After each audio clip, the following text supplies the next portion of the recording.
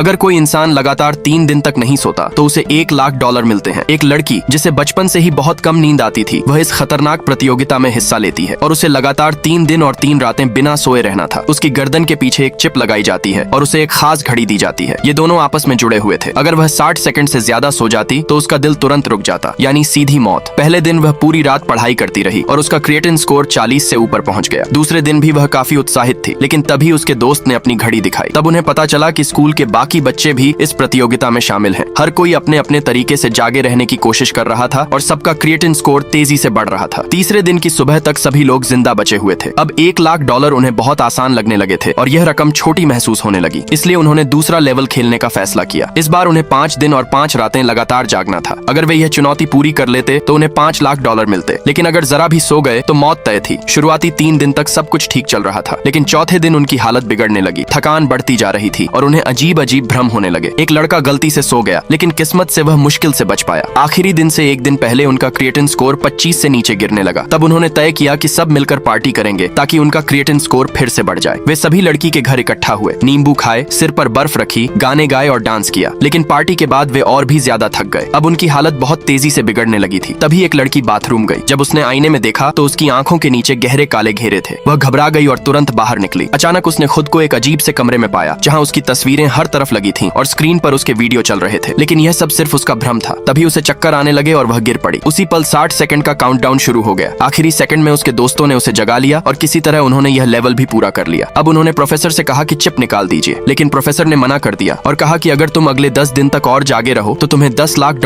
और मिलेंगे। सभी ने एक साथ मना कर दिया। लेकिन अगले ही दिन लड़की की दादी गंभीर रूप से बीमार पड़ गई। डॉक्टरों ने इलाज के लिए $15 लाख मांगे। अब सवाल यह है कि क्या लड़की तीसरे राउंड में जाएगी?